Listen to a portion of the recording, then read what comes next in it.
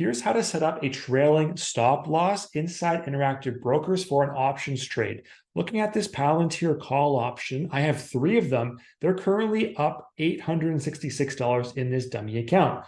The average price that I bought them for was $5.95 per contract. They're currently worth $8.86 per contract. So the stock price has gone up and the value of these call options has gone up right along with it, which is perfect. Now I want to protect my downside risk using a trailing stop loss order entry. Here's how we set it up inside Interactive Brokers.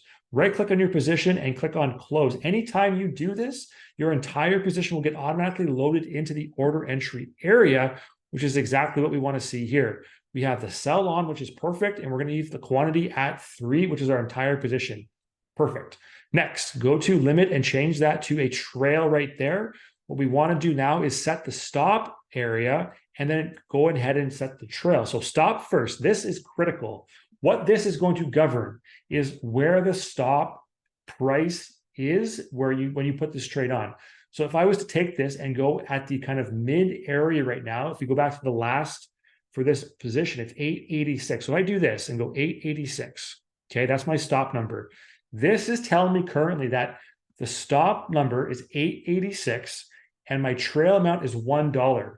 So if the option contract value goes from 886, where it's currently trading at, down by $1 to 786, these three positions are going to close out and I'm going to lock in the profit. What you can do here is change the trail amount from 1. If you think the stock might pull back a little bit, and this is the stock we're talking about, not the options contract price, because if the stock price comes down, the options contract price is going to come down too, because that's how they work together in tandem when you're buying call options. So you can change this from a $1 amount to a $2 amount and say, hey, just in case the stock price of Palantir comes down a bit, I'm going to give it a little bit of wiggle room and go from 886 down to 686. I'm going to lose a little bit of cash if this happens, but I'm still going to lock in a good chunk of this profit. That's fine.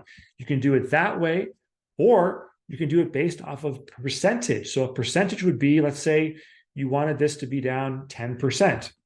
So if 886 is currently where this contract is trading at, and you put the trailing stop area at 10%, we would take the calculator out and we would do a simple calculation, 8.86 times 0.1, which is 10%, and you'd have 0.886, which means if this number right here decreases by this number right here, we're going to end up somewhere in the ballpark of about $8 even, right around there.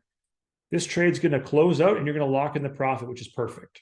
So you can tweak this by percentage or by amount. And if you expect Palantir to go up the stock I'm talking about now further, that would then take this contract value up further above 886. So you could also set this stop area up above at, let's say, 935. And then the 10% kicker to lock you out is going to be 10% less, 9.35. Just keep in mind, if you do this and you take this approach and you're wrong, the stop area is never going to get hit if the price of Palantir never gets up and pushes the contract value up to this area. If Palantir takes a nosedive, this area is never going to get hit by the options contract. It's never going to go that high, and you're never going to lock in those profits unless you do it manually. So you have to be very confident that this is going to happen if you're going to set it up this way. If you're a beginner or you're kind of new to the options game or trying this out for the first time, I recommend just sticking with the stop where the contract is currently at right now, that 886, and then just playing with this percentage or amount based on the contract value that you have in here, the 886. You can take it down $1, you can take it down 50 cents, whatever feels good to you, and just understand how that's going to impact your overall profit on the trade. Make sure you keep unrealized profit in your account and lock that in down the road. Be okay giving back a little bit for the potential of making a little bit more with a stop option. The last thing I want to mention is that this is the current area right here at 886. If you keep this trailing stop loss at 50 cents and the stop area goes up, let's say it goes up to $9, the value. If you're using this trailing stop limit right here and it goes up to $9, your new stop out kind of area is going to equal 850 because it's 50 cents less than where the contract value went to right there. So that's going to keep moving up and up and up as the stock and contract values increase. And then any pullback along the way that is in excess of this 50 cents is going to trigger this trailing stop order to be filled. You're going to lock in your profit, say, see you later, close out your position at a win. If you got some value out of this video here today and want to see more, I invite you to subscribe to my channel. Hopefully, I'll see you on the next one.